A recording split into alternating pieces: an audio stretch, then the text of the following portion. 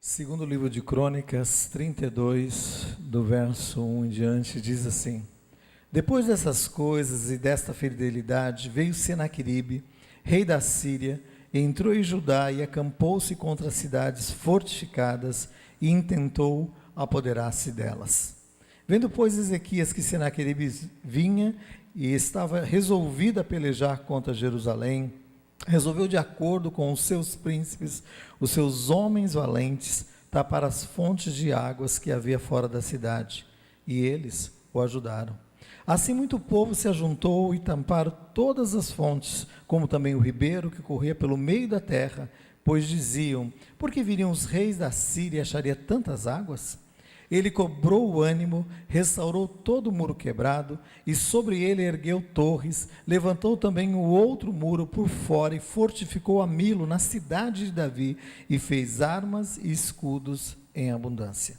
Pôs oficiais de guerra sobre o povo, reuniu-os na praça da porta da cidade, e lhes falou ao coração, dizendo: sede fortes e corajosos, não temais, nem vos assusteis por causa do rei da Síria, nem por causa de toda essa multidão que está com ele, porque há um conosco maior do que o que está com ele. Com ele está o braço da carne, mas conosco o Senhor nosso Deus, para nos ajudar e para guerrear a nossa guerra. O povo cobrou ânimo com as palavras de Ezequias, rei de Judá. Amém? Ezequias foi o 13º rei a reinar sobre o reino de Judá. O reino já tinha sido dividido após a morte de Salomão. Então havia um reino, que era o reino de Israel, com 10 tribos, e o reino de Judá com 2 tribos, e dentre esse reino de Judá, Ezequias foi esse 13º rei. Ele tinha 25 anos de idade, quando ele começa a reinar como soberano sobre este reino. E ele reina por 29 anos. Imagina um reino, longo. Foi neste reino, no reino do rei Ezequias, que realmente Deus opera um avivamento tremendo sobre a nação, sobre aquele reino, de uma maneira tremenda. Porque nós ministramos isso no culto passado, e eu quero só relembrar algumas coisas. Nós vamos partir para o texto, que é o texto no qual nós estamos nesse confronto, nesse combate do rei Ezequias em relação a este outro rei, que é o rei da Síria, Senaqueribe. Mas relembrando um pouco da história do rei Ezequias, lá no capítulo 29, você não precisa abrir, capítulo 29, no verso 3, no primeiro dia, no primeiro mês, do primeiro ano do seu reinado, Ezequias reabriu as portas da casa do Senhor e as consertou, Então, em primeiro lugar, quando ele começa a reinar como soberano rei sobre ali o reino de Judá, a primeira coisa que ele vê como um foco, um alvo a ser atingido, é a questão espiritual. Ele viu que precisava ser restaurada toda a questão espiritual ali no seu reino. E lá em 2 Crônicas 29:5, ele traz uma ordem, ele dá uma ordem ao povo para que se consagre e se apresente diante do Senhor, diante do Senhor, tendo um posicionamento firme diante do Senhor. Então, algo precisava ser feito prontamente. Então, Ezequias toma essa decisão. Outra coisa que nós falamos sobre ter esse posicionamento de confissão, de acertos diante do Senhor. Então, a primeira coisa que ele faz também, no verso 5 do capítulo de 2 Crônicas 29:5, ele retira tudo aquilo que é impuro, que está dentro ali do palácio, dentro do seu reino. Ele começa uma limpeza total ali, e diz a palavra de Deus que cedo de manhã ele reuniu todos os líderes, todos os chefes ali da sua corte ali, e ele começa esse processo de limpeza, de restauração tremenda, E diz a palavra de Deus, 2 Crônicas 29, de 15 a 17, que ele, tendo consagrado toda a sua família real, seus parentes, os levitas foram purificar o templo, e eles começam um processo de purificação que demora, a primeira fase, 8 dias. Então eles começam a limpar todas as coisas, as impurezas que estavam ali, começaram a consagrar no primeiro dia, e no 8º dia da consagração, da limpeza, eles chegam no pórtico do templo, na entrada do templo,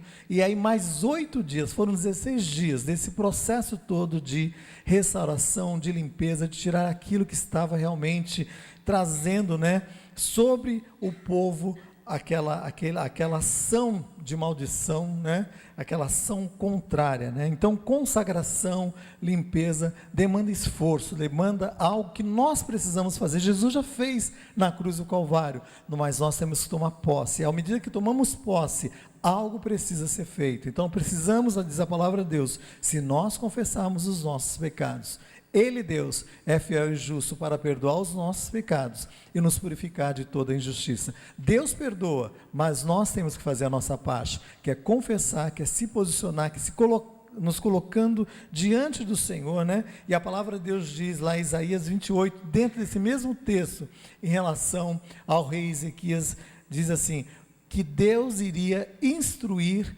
e ensinar o caminho. Então, nesse processo de limpeza, de restauração, de consagração, Deus vai estar te orientando. Vai com sabedoria, começa na tua vida pessoal, começa.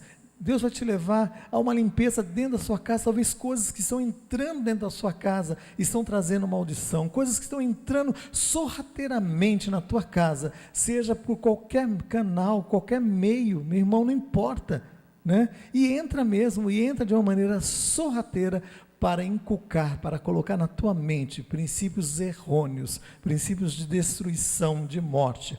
E a terceira coisa que nós falamos a respeito dessa questão do rei Ezequias, quando ele estava lutando, restaurando o templo no meio de uma crise. No terceiro lugar, nós falamos sobre Deus como refúgio, né? O refúgio em meio à crise. Lá no Salmo 46, no verso 1, diz assim que Deus é o nosso refúgio, Ele é o nosso socorro bem presente no meio da tribulação. Por isso nós não temeremos, ainda, diz a palavra de Deus, ainda que as circunstâncias sejam contrárias, né? Ainda que os rios tumultuem, ainda que todas as coisas aconteçam de uma maneira adversa, né? Diz a palavra de Deus, a sequência do Salmo 46, no verso 1, que vai até o 4, diz assim: há um rio cuja corrente alegra a cidade de Deus, a morada do Deus Altíssimo. Deus está no meio dela, dessa cidade, desse local que comanda todas as coisas e todas as circunstâncias. Então, nós vemos de uma maneira tremenda que o soberano Deus estava ali com controle, com o comando, em meio àquela crise, e usando um homem que era Ezequias para trazer todo este avivamento, esse mover sobrenatural sobre aquela nação. E lá em Isaías 29, dentro deste mesmo texto do rei Ezequias, diz assim: por isso diz o Senhor o soberano, eis que põe em Sião uma pedra angular, para alicerce seguro, aquele que confia jamais será abalado. Então Deus é essa rocha eterna, que jamais seremos abalados. Mas eu quero falar nessa noite, que o combate continua. Amém? Quero dar sequência dentro dessa questão, que é o verso do capítulo 32, no verso 1 em diante, que diz assim: depois dessas coisas, depois da fidelidade do rei Ezequias em relação às coisas do Senhor, veio um combate. O inimigo não está contente com aquilo que Deus tem realizado na tua vida. Existe um combate. Por isso, meu amado irmão, não baixe a guarda, não baixe a guarda, esteja atento, porque a tua luta não é contra a carne, nem é contra sangue, é contra principados e contra potestades, contra hostes espirituais do mal nas regiões celestiais. Então nós estamos neste combate, e Ezequias, o rei Ezequias, entendeu isso, e no capítulo 32 que nós lemos, começa a falar deste combate. Depois dessas coisas, dessa fidelidade, veio o rei Senaqueribe, rei da Síria, entrou em Judá, acampou-se contra as cidades fortificadas e intentou apoderar-se dela.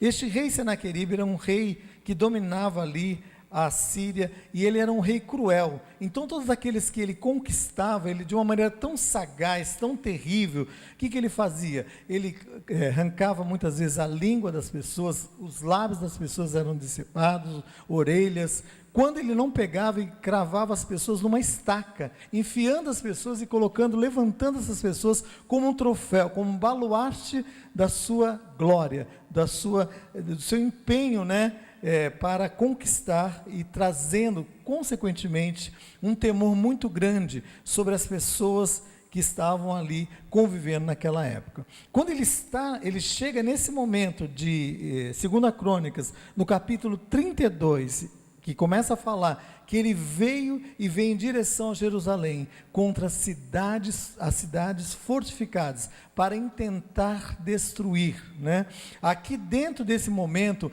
era o 14º ano do reinado do rei Ezequias. Então já havia ocorrido um espaço de tempo, algo já estava acontecendo. Então quero dizer, na sua vida também, você já tem andado com Jesus, algo já tem sido muito claro na tua vida, de vitórias, vitórias que Deus tem conquistado, de uma maneira tremenda na sua vida, feito de uma maneira tremenda, como estava fazendo na vida do rei Ezequias. Mas o inimigo não está contente, e ele está tentando de todas as formas matar, roubar e destruir. Senaqueribe tipifica essa ação do mal, essa ação do diabo, que vem para matar, roubar e destruir. Então quando ele começa a entrar e conquistar algumas cidades de Judá, ele chega a conquistar 46 cidades ali, pequenas cidades do domínio do reino de Judá. Então ele vai conquistando, ele vai se apossando, e num dado momento, o próprio rei Ezequias, ele chega, isso está lá no segundo livro de Reis, no capítulo 18, nós vemos que ele chega diante dos soldados, daqueles que são os oficiais do rei Senaqueribe, e ele diz que tinha errado, que ele iria pagar o tributo devido para que o rei Senaqueribe pudesse deixá-lo em paz, para que pudesse deixar o seu reino em paz. E o inimigo é sagaz, ele é mentiroso, ele tenta te dar uma moeda para que você pague essa moeda, para que você esteja debaixo de uma suposta paz, e foi isso que ele fez. Diz a palavra de Deus que ele pegou, ele ajuntou 300 talentos de prata e 30 talentos de ouro. Ele pegou toda a prata que tinha no seu reino e enviou para Senaqueribe. Tirou todo o ouro que estava nos templos, nos umbrais da porta, tudo, 30 quilos de ouro, 30 talentos de ouro, cada talento são 34 quilos de ouro. Então era algo que ele estava dando um valor muito alto, e quando ele dá aquele valor alto, quando ele paga aquele valor alto, buscando ali uma suposta segurança, o que o inimigo faz? O inimigo não se contenta, e é dessa maneira que ele tem feito. Ele tem tentado matar, roubar e destruir. E eu quero dizer para você, não negocie com ele, não negocie com ele, porque ele é astuto, ele vai tentar tirar algo mais de você. E foi isso que aconteceu. Num dado momento, ele começa a dizer, não, agora nós vamos entrar na cidade fortificada.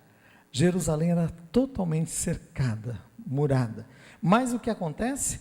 O rei Ezequias, no capítulo 32, que nós lemos, depois dessas coisas, quando o rei Senaqueribe vem e tenta chegar e atingir agora a grande cidade, já havia atingido outras cidades do reino de Judá, já estava comandando certamente, já tinha feito grandes atrocidades, com pessoas nas outras cidades. Então para ele era um troféu. Agora ele chegaria ali diante de Jerusalém e ele estaria sendo aclamado como o grande soberano Senhor de toda aquela terra.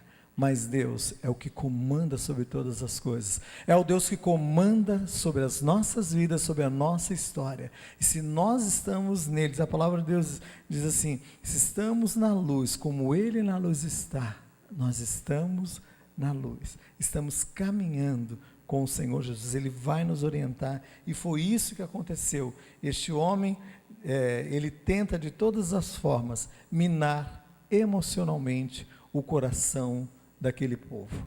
E é isso que eu quero falar. A primeira coisa que eu quero falar dentro deste aspecto, né, de guerrear, né, de estar entrando em combate, conhecendo as estratégias, né, que o rei Ezequias usou. A primeira que nós queremos falar é que o inimigo veio e tentou de uma maneira emocional ganhar o coração deles. E é dessa forma que o inimigo vem. Ele é astuto. Ele não vem destruindo, ele vem, como diz o mineiro, comendo pelas bordas. Sabe aquele mingau quente que você vai comer? Tenta comer ele comendo pelo meio. Queima teus lábios, né? Você vai pelas bordinhas, o que acontece?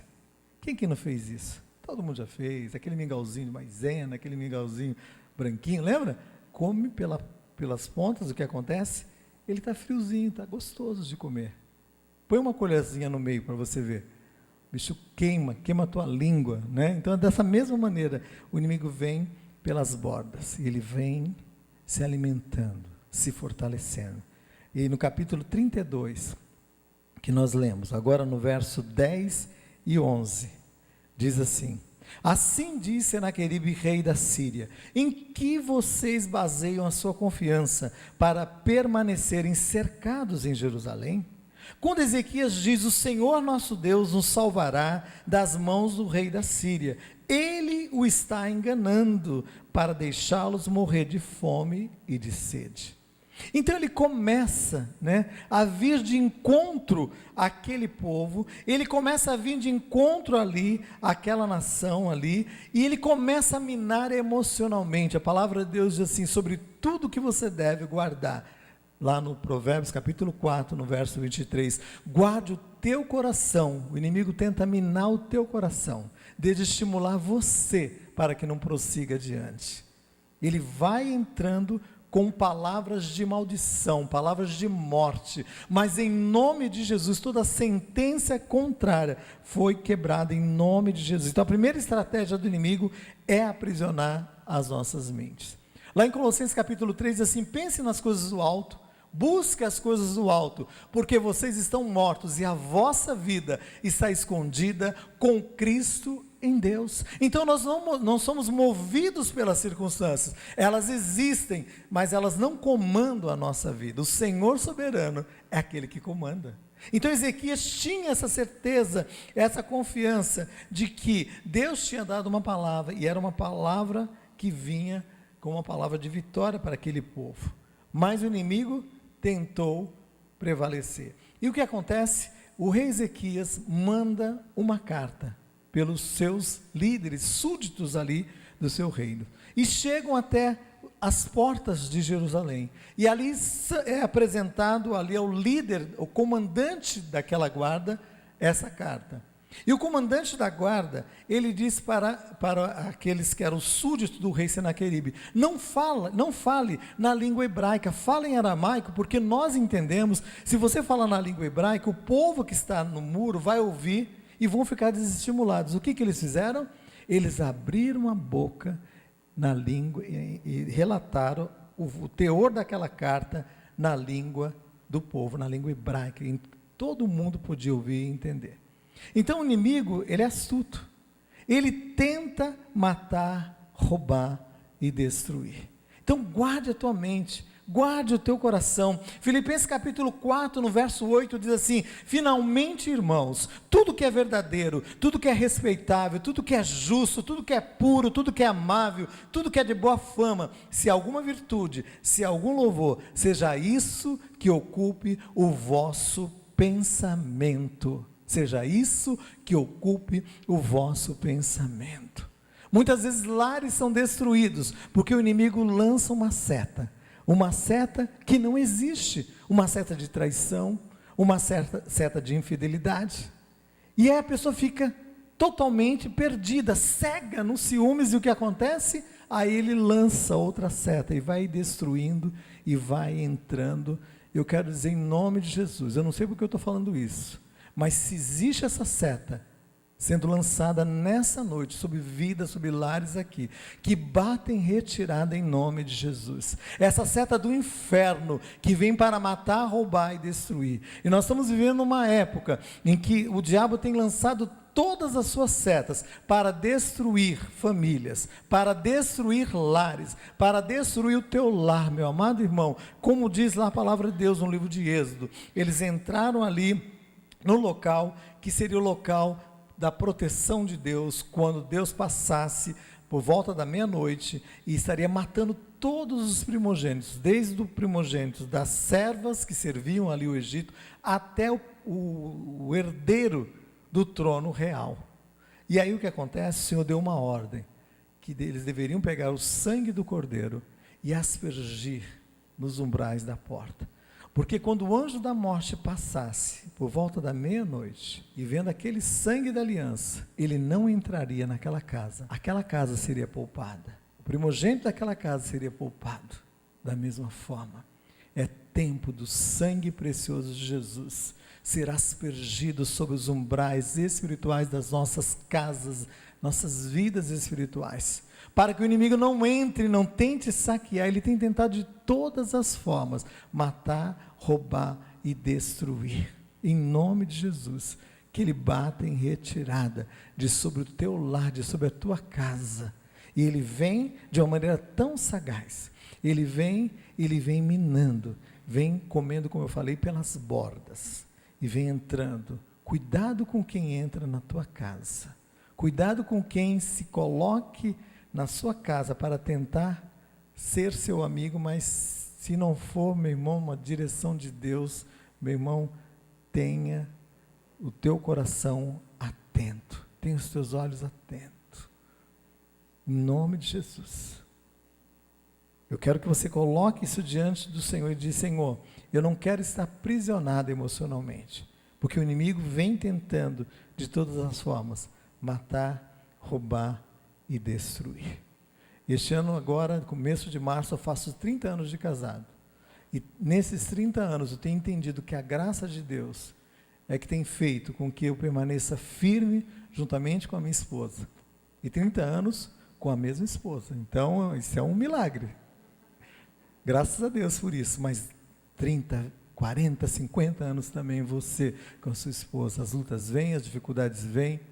Está em luta, em dificuldade o teu lar? Mude, não de esposa, mude os móveis, mude de casa, né? Dá uma mexida, mas não, nem esposa, nem esposo, não muda não, continua. Sabe por quê? Porque a luta passa, as dificuldades passam. São 30 anos, você vai dizer: o pastor nunca passou dificuldade. Já passei dificuldade, porque eu não sou fácil, e a Sueli também não é fácil. Somos dois difíceis sendo moldados por Deus, como você também, esse amado que Deus colocou do seu lado para estar caminhando com você. Todo mundo vai sair da sua casa. Seu filho lindo, maravilhoso, que você faz, que lindinho, ele vai sair de casa, ele vai montar a sua casa, e você vai ficar com esse amado que está do seu lado, e você vai ficar com essa amada que está do seu lado. Então, meu irmão, se acerte, se posicione diante de Deus. Não deixe que o diabo roube, aprisione a tua mente, porque Deus tem muito mais para a sua vida. E eu sei que Deus tem muito mais para a minha vida. Eu já estou vendo 50 anos lá, comemorando meus 50 anos de casado, já com um monte de neto, bisneto, brincadeira, né? Tem tempo ainda, né? Mas por quê? Porque 30 anos que a graça de Deus tem sido expressa sobre a minha vida, não porque eu mereço, não porque a Sueli merece, não porque mereçamos, é graça, é favor imerecido da parte de Deus. Então eu quero que você tenha isso no seu coração. O inimigo vem e, na estratégia de invadir a tua vida, de entrar e destruir a tua vida, ele tenta te aprisionar emocionalmente. Você é espírito, alma e corpo. Que o Senhor possa guardar a tua vida nesse contexto pleno, espírito, alma, corpo. Amém? Porque a luta amanhã vai ser grande, mas a vitória também é grande. E não adianta você pensar, Deus, que bom, maravilhoso, vamos ficar aqui na igreja, façamos uma tenda para o pastor João, para Jesus, pastor Natalina, a gente vai ficar aqui, meu irmão, não. Amanhã é o combate, desça o monte da transfiguração, vai ter lá o endemoniado que vai precisar ser liberto, vai ter alguém que Deus vai colocar na tua vida nessa semana, para que você seja fonte de vida, fonte de esperança para este coração, em nome de Jesus. Então a primeira coisa que o inimigo tenta fazer é nos aprisionar emocionalmente, e foi isso que ele tentou fazer, amém? A mente, este campo de combate, campo de combate. Agora, o que Ezequias fez? Capítulo 32, no verso 17, ele, quando recebe a carta que Senaqueribe tinha enviado, e que Senaqueribe, de uma maneira tão proposital, através dos seus súditos, disse: eu não quero que seja algo escondido, eu quero que seja algo explícito para todos, vocês vão falar, né, a todos. Lá no capítulo 32, no verso 17, diz assim: Senaqueribe escreveu também cartas para blasfemar do Senhor Deus de Israel e para falar contra ele, dizendo: assim como os deuses das nações de outras terras não livraram o seu povo das minhas mãos, assim também o Deus de Ezequias não livrará o seu povo das minhas mãos. Amém? Então o inimigo, quero que você entenda, existe um combate, mas agora este combate detectou esse lado emocional que o inimigo tem tentado investir sobre a sua vida. Agora você tem que entrar nesse combate, em primeiro lugar, em oração, orando, meu amado irmão, tendo a tua vida de oração. Eu tenho colocado um período de oração que é o período que eu levanto, primeiro período. Tem outros períodos, mas o primeiro período é o que eu levanto. E eu já levanto na cama, já vou na posição de joelho, aonde eu estou, nem caio do chão, já, na própria cama, e ali começa o meu período de oração. E aí, meu irmão, o que acontece? O inimigo tenta de todas as formas investir, para que isso não dê continuidade. Então esse primeiro período é o período que eu vou colocando a minha vida, colocando alguns alvos diante do Senhor. Então eu quero que você entenda, este combate, e aí Deus começa a falar ao meu coração, sobre situações, sobre vidas, sobre algo que vai acontecer durante o dia, que eu não tenha a visão clara do que vai acontecer, mas é muito claro, é muito nítido quando Deus começa a falar: ore por isso, ore por aquela pessoa, e aí começa o processo daquele dia. Então, naquele momento, quando ele pega a carta, né, que Senaqueribe escreveu lá em 2 Crônicas 32, 17, diz que ele pega essa carta, era uma carta de blasfêmia a respeito de Deus, da ação sobrenatural de Deus, e existem pessoas que têm questionado, né, muitas vezes do teu lado, questionado o poder, a autoridade dessa palavra, mas não pode questionar aquilo que Deus tem feito na sua vida, na sua história.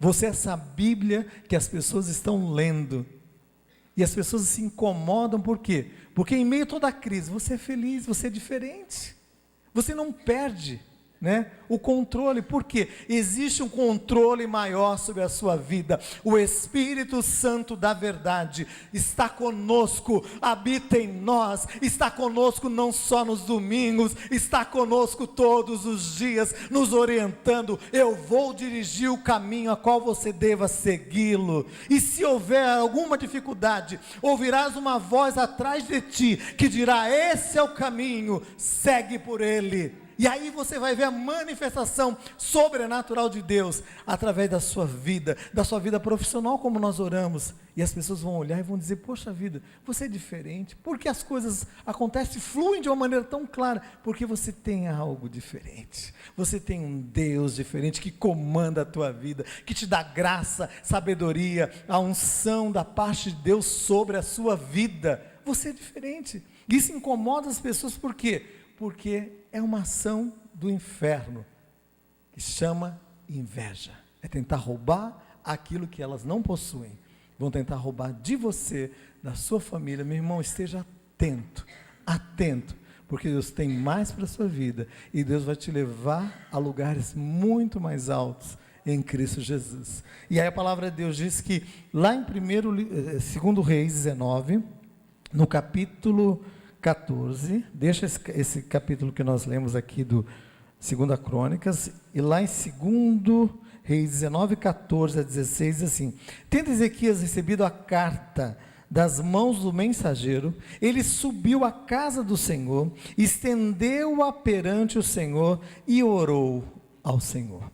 E aí ele orou assim: tu que estás entronizado entre os querubins, inclina os teus ouvidos e ouve, abre o Senhor os olhos e vê, ouve todas as palavras de Senaqueribe, as quais ele enviou para afrontar o Deus vivo. O que ele fez? Ele pega a carta, tendo recebido a carta dos mensageiros, o que ele faz?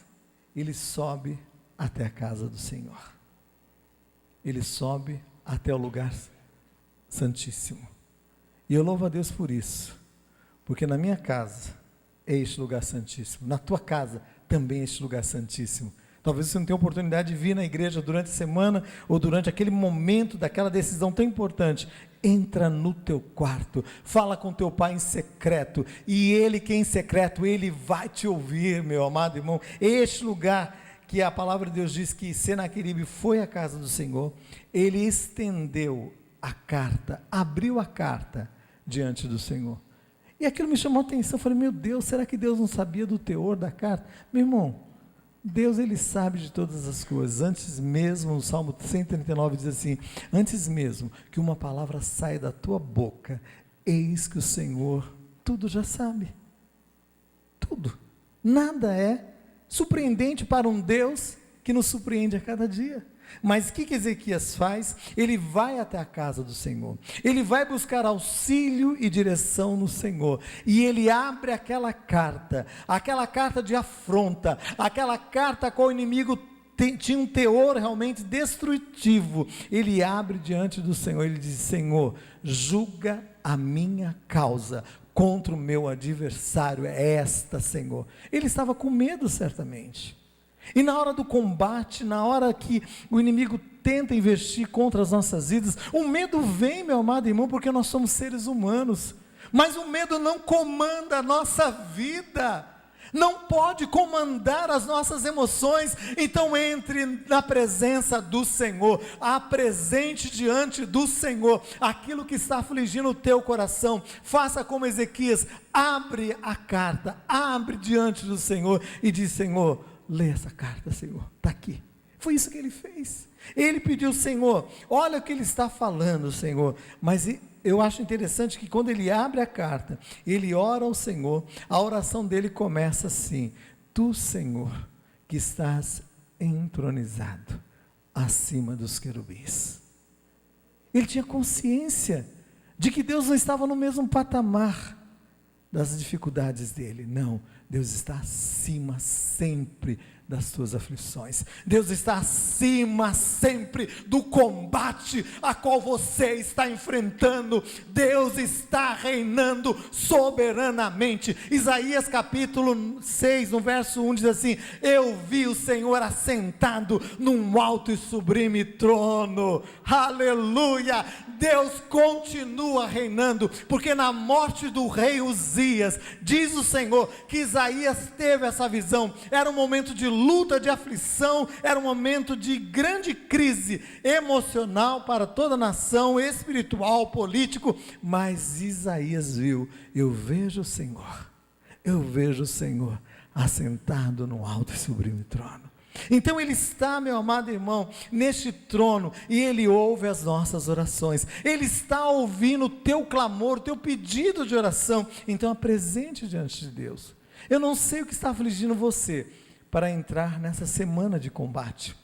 Talvez algo que você fala: mas Deus já sabe. Não, mas Ele quer que você apresente. Ele quer que você faça como Ezequias fez. Abra o jogo, abra a carta diante do Senhor.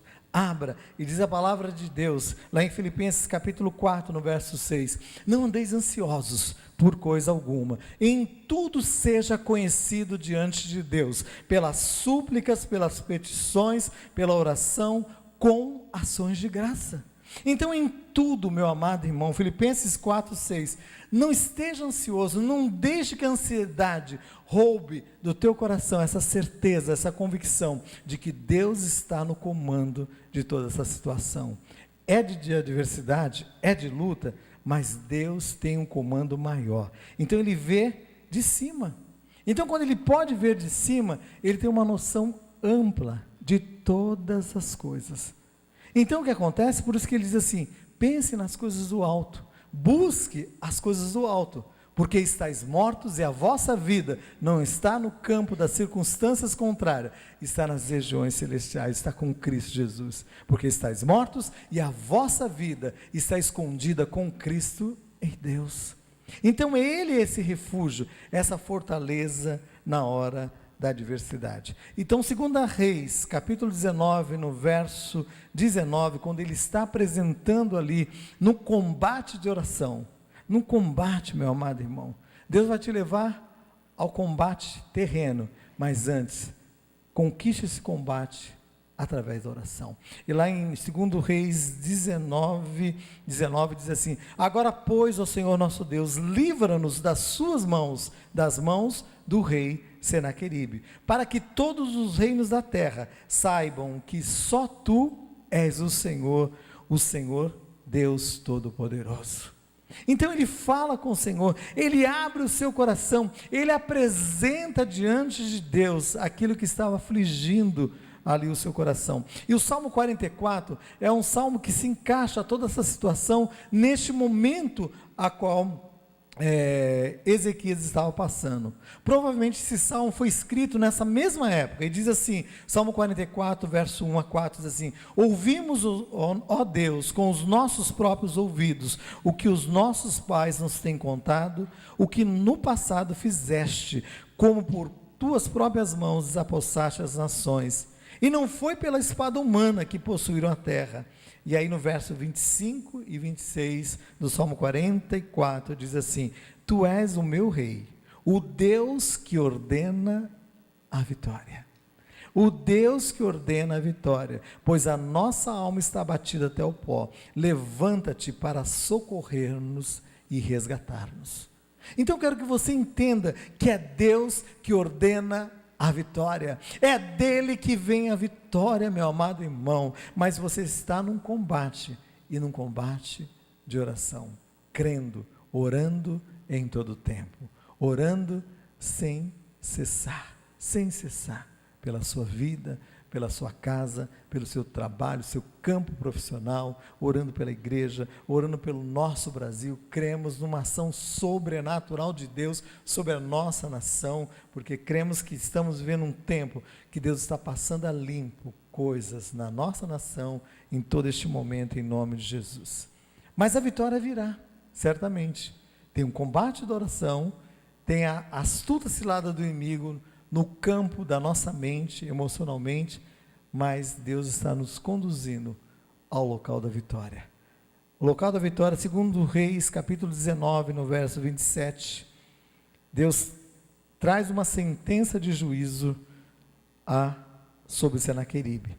Segundo Reis 19, 27 e 28 diz assim: mas eu conheço, Deus falando sobre Senaqueribe, eu conheço o teu assentar, o teu entrar, o teu furor contra mim, por causa do teu furor contra mim, e porque a tua arrogância subiu até os meus ouvidos, eis que porei o meu anzol no teu nariz, e o meu freio na tua boca. Deus falando deste que era o inimigo sagaz, Senaqueribe. Senaqueribe que tinha conquistado reinos tremendos naquela época. Era o grande poderio bélico daquela época, mas Deus, o soberano Deus, continuava reinando ali também naquele momento. E 2 Crônicas 19, 32, diz assim: pelo que assim diz o Senhor, acerca do rei Senaqueribe.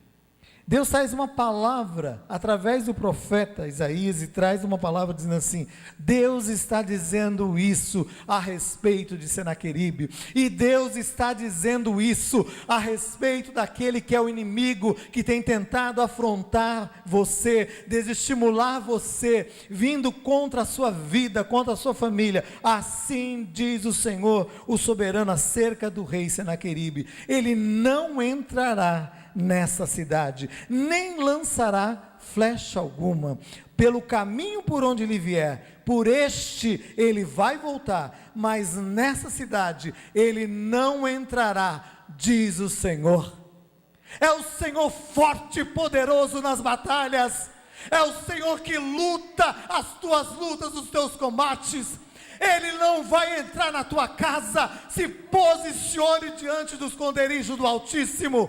Se posicione diante desse que tem o sangue da nova aliança, que marca os umbrais da tua porta e não deixa que o inimigo entre para saquear, para matar, para roubar. Ele não entrará nessa cidade. Foi esta palavra ministrada pelo Senhor. Mas Senaqueribe estava num jogo emocional. Ele pensou que poderia, à medida que ele estivesse cercando aquela cidade, ele pensou que ele poderia entrar e saquear prontamente, mas Deus estava no comando daquela cidade. Não era apenas o rei Ezequias que estava comandando ali, mas o Senhor forte, poderoso nas batalhas. Como diz o Salmo 24, quem é o rei? É o rei da glória, é o Senhor forte, poderoso nas batalhas, é o nosso Deus que luta as nossas lutas, que entra no nosso combate, meu amado irmão. E a palavra de Deus diz que Deus interveio, naquele momento, intervém trazendo juízo sobre aquela ação do inimigo que era Senaqueribe.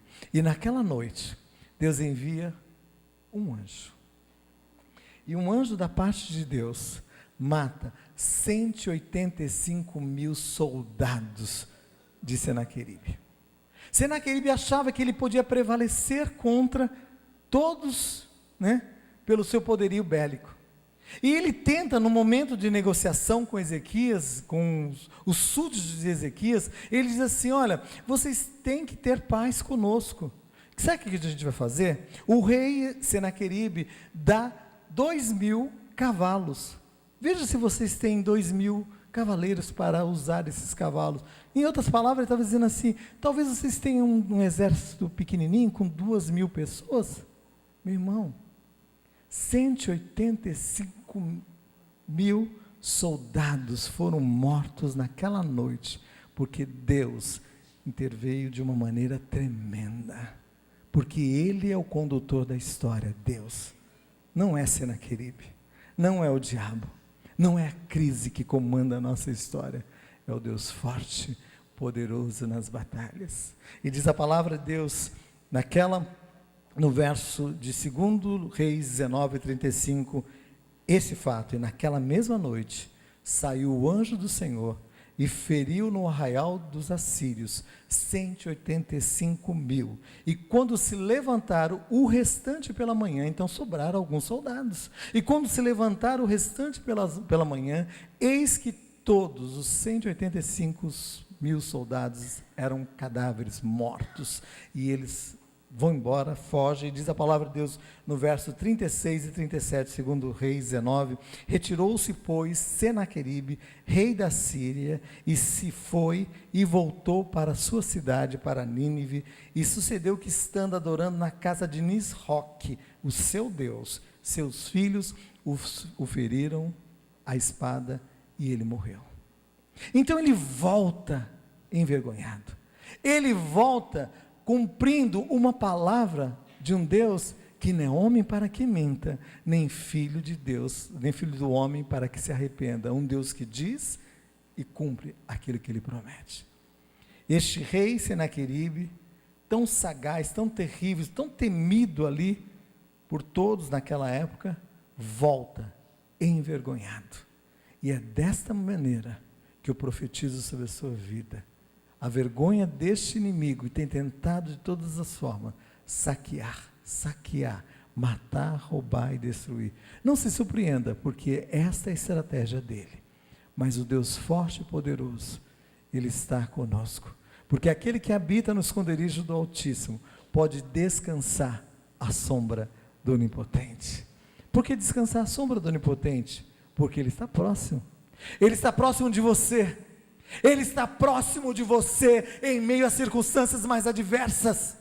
Ele está próximo, Ele está do lado, Ele está, meu irmão, quando for preciso, Ele vai à frente, Ele vai à frente, e quando for preciso, Ele envia um anjo apenas, para vir, como diz lá em Hebreus capítulo 2, no verso 4, os anjos são espíritos ministradores, que trabalham em favor daqueles que hão de herdar a vida eterna.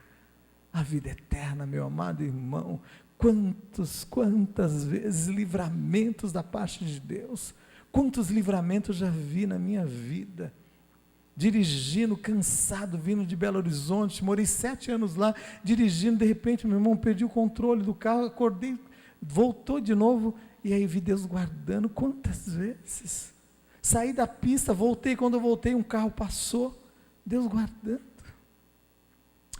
é o Deus forte e poderoso nas batalhas, é o Deus que não toscaneja nem dorme, é um Deus que está na tua casa, que luta as tuas lutas, os teus combates, é o Deus que ordena a vitória, meu amado irmão, e ainda que este inimigo venha com toda a sua sagacidade, dizendo, eu tenho um comando, controle, porque tudo foi me dado, lá no Éden, o Senhor diz, eu resgatei na cruz,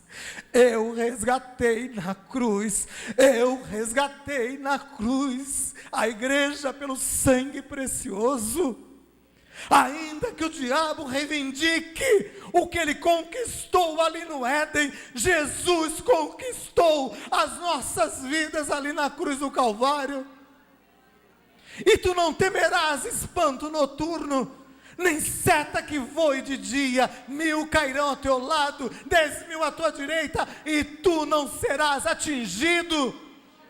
Todas as circunstâncias contrárias, meus amados irmãos, batam em retirada, coloque sobre os umbrais da tua porta, da tua casa, esse selo da aliança, esse selo, esse marco sobre as nossas vidas. E no capítulo 32 de 2 Crônicas 22, para nós finalizarmos e nós orarmos ao Senhor nessa hora, diz assim, assim livrou o Senhor Ezequias e os moradores de Jerusalém da mão de Senaqueribe, e lhe deu paz por todos os lados,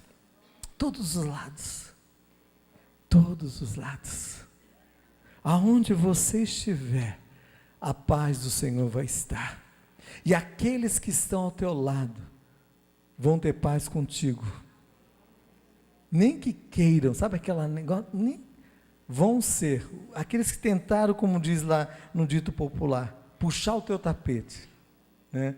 Com inveja, meu irmão, ele vai estar te defendendo, porque Deus trabalha em favor daqueles que nele esperam, e Deus usa pessoas e situações em nosso favor e em teu favor.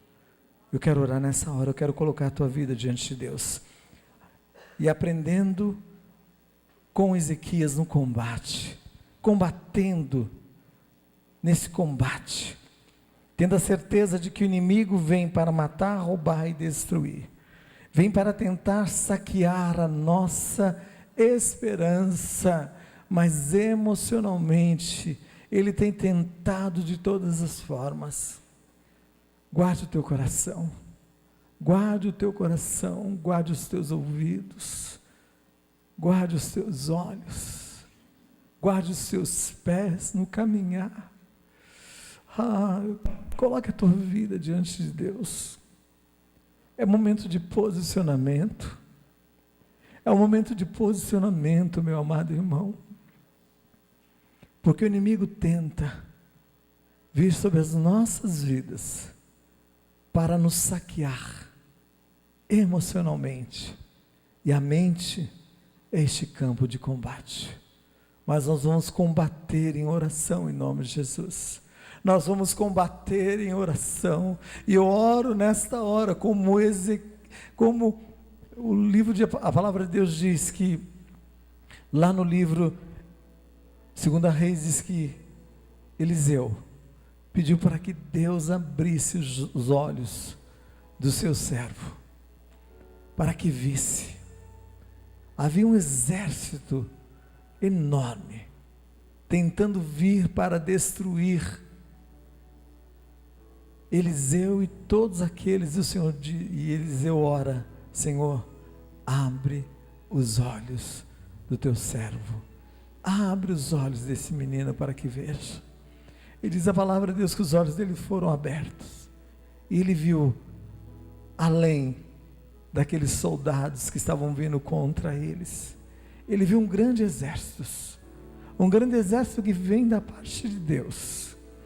E esse grande exército vem da parte de Deus sobre a tua vida, sobre o teu lar, sobre essa causa que parece contrária, que tem tentado roubar e saquear a tua esperança. Eu quero orar com você agora neste momento. Eu sei que Deus falou com todas as pessoas, falou comigo de uma maneira tão clara nesses dias, mas com você, que está enfrentando este combate, e é com você de uma maneira pessoal. Fique em pé no seu lugar. Nós vamos orar nessa hora. Nós vamos apresentar a tua vida diante de Deus nessa hora, neste combate, porque nessa peleja tu não terás que pelejar. Pare, esteja quieto e veja o livramento que vem da parte do Senhor, o Deus forte e poderoso nas batalhas, o Deus que cura e que liberta e que transforma. Ele está aqui presente para restaurar, para curar, para trazer vida e vida com abundância. Faça como o rei Ezequias, coloque diante de Deus aquilo que tem afligido o teu coração.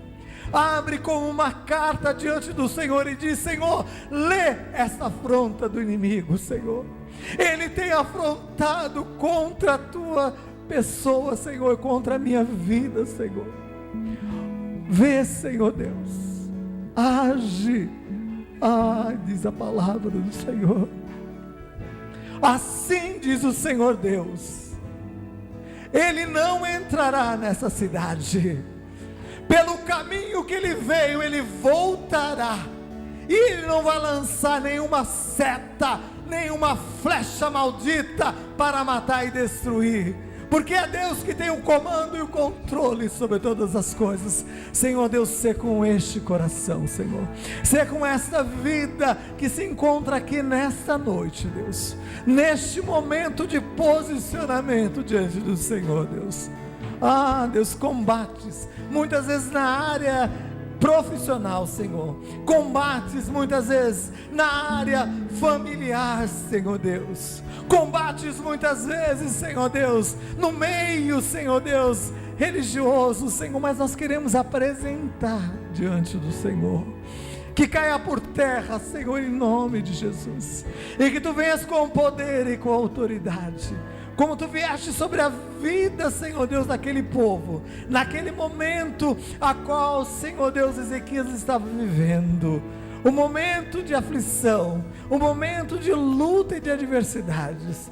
O Senhor envia um anjo, e um anjo somente cumpre o teu desígnio, o teu propósito. 185 mil soldados foram destruídos pelo agir sobrenatural de Deus. E da mesma forma, Senhor, age sobre esta vida, Senhor, sobre este coração, Senhor, sobre esta família que bate em retirada toda e qualquer ação contrária sobre este lar, este espírito de engano, este espírito de prostituição que tem tentado entrar por este lar, bata em retirada agora. Espírito de engano, espírito contrário, nós detectamos você e vai bater em retirada agora, vai bater em retirada agora. Senhor, opera com poder e com autoridade, gera temor, Senhor, porque diz a tua palavra, Senhor Deus, que esta atitude, essa ação sobrenatural do Senhor Deus, faria com que as nações que cercasse ali o reino de Judá visse que o Senhor Deus Todo-Poderoso é o Deus que comanda e que controla todas as coisas. É o Deus forte, é o Deus poderoso que controla todas as coisas sobre a tua vida, todas as circunstâncias, por mais adversa que seja. É este Deus forte, poderoso. Deus, concede respostas, Senhor Deus, tão claras sobre esta vida, nessa semana, Senhor. Que seja claro, Senhor, a resposta que vem do Senhor sobre essa situação, Senhor. E se conheça, Senhor, que Tu és o Deus Todo-Poderoso, o Deus que tem o comando e o controle sobre todas essas coisas. Deus, nós te agradecemos, nós te louvamos, Senhor, em nome de Jesus.